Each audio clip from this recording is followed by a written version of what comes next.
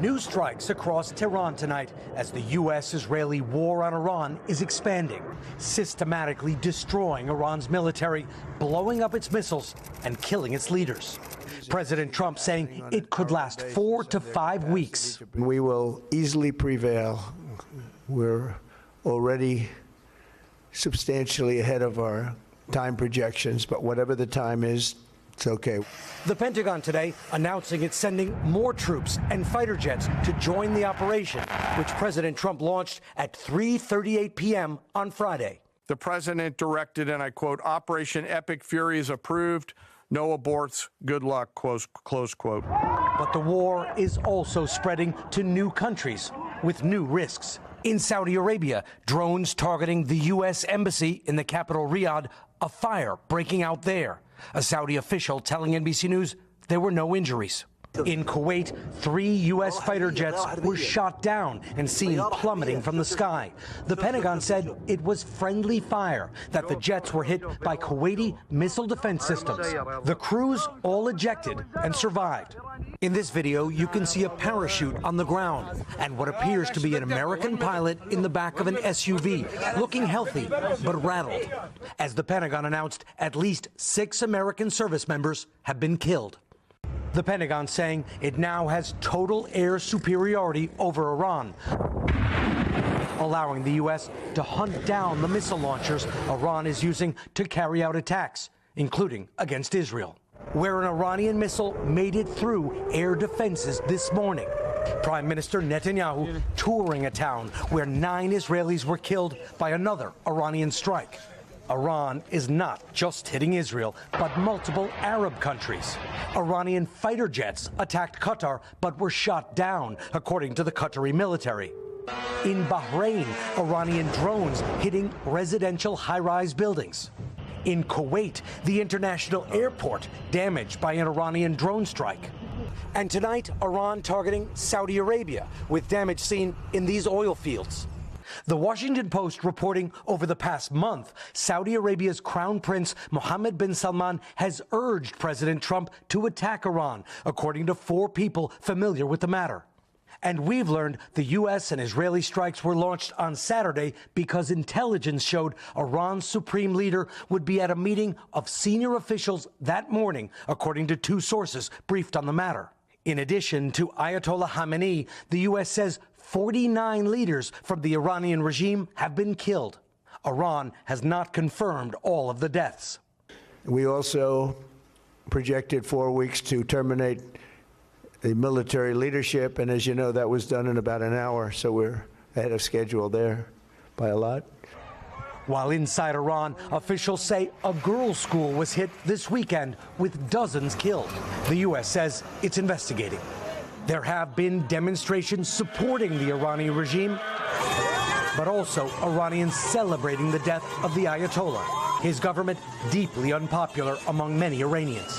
All as President Trump laid out the objectives of the U.S. mission. We're destroying Iran's missile capabilities, and you see that happening on an hourly basis. Second, we're annihilating their navy. We've knocked out already 10 ships.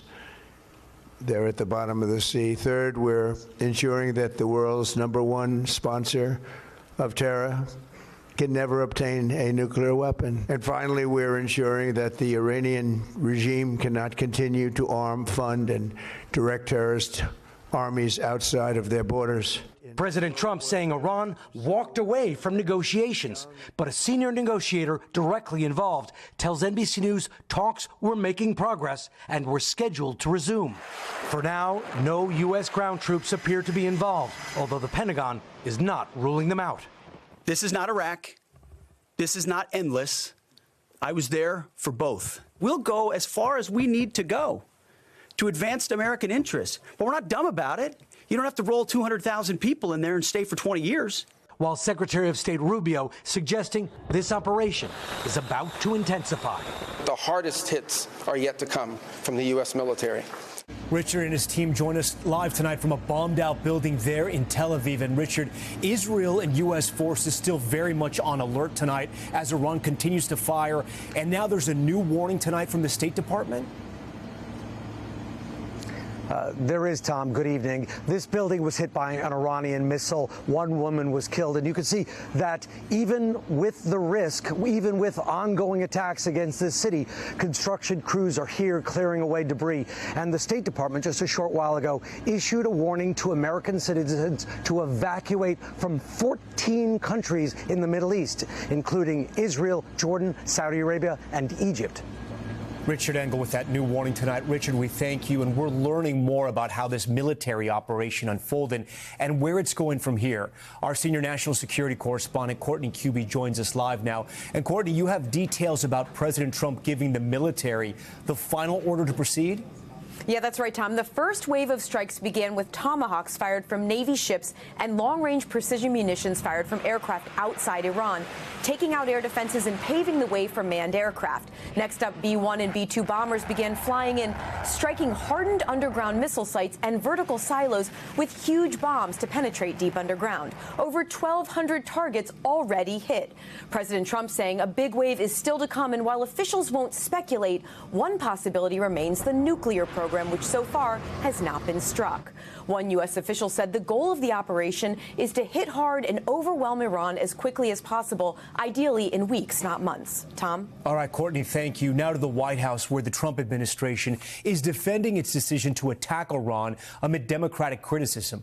Gabe Gutierrez joins us now live from the White House. And Gabe, Secretary of State Marco Rubio speaking to lawmakers late tonight?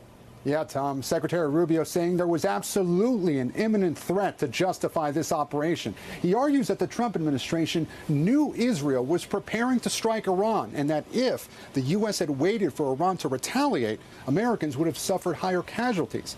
Still, there has been mixed messaging here. Rubio and Hegseth saying today that regime change is not the goal, although the administration would like to see it happen. Those comments coming after President Trump urged Iranian protesters who recently faced a brutal government crackdown to take to the streets again and topple the regime. Rubio and other top officials expected to continue briefing Congress tomorrow. Tom? All right, Gabe, our thanks to you. And tensions are high once again across the Gulf tonight, with several countries targeted by Iranian attacks, including Dubai, where our Keir Simmons is reporting tonight.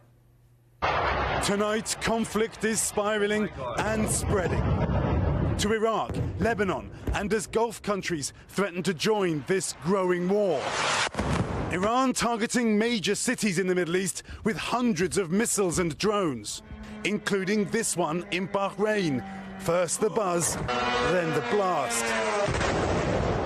Dubai's iconic hotels hit, many Iranian munitions still being shot down today. Here, a burst of smoke beside the world's tallest building, and the moment of impact at another hotel. And I just heard this really loud bang. Alex Bouquet, who runs an American firm, fled to an Airbnb in the desert. We grabbed our passports as well. And we just started driving off. This was Dubai Airport over the weekend and nearby Abu Dhabi. Thankfully, passengers have been evacuated. Thousands of flights cancelled in a region that is a critical hub for the world's commercial airlines. Sarah Metty from Tennessee is in Dubai for her 20th wedding anniversary. She found herself filming munitions exploding outside their hotel. What are you thinking when you're filming this? That I've got to be in a dream. This can't be real. I never in a million years thought this would happen. They've been urged to stay inside. I just want to get home to the kids.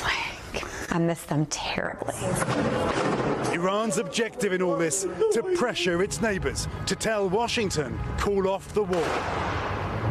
And this is far from over. Keir Simmons joins us live from Dubai. And Keir, I'm being told there are now new attacks in Dubai tonight. That's right, Tom. I just heard a series of loud booms echo across this city. Another barrage of missiles from Iran. Tom, tens of thousands of Americans live in this region. Tom? Keir Simmons, please stay safe tonight. There is also a new threat from Iran around the critical Strait of Hormuz, where much of the world's oil passes through, with implications for the prices you pay at the pump. Christine Romans is here tonight. And Christine, Iran with a very serious threat. Yeah, and Tom, what happens to oil prices depends on what happens here in the Strait of Hormuz. It's a narrow waterway where about 20% of global oil passes through.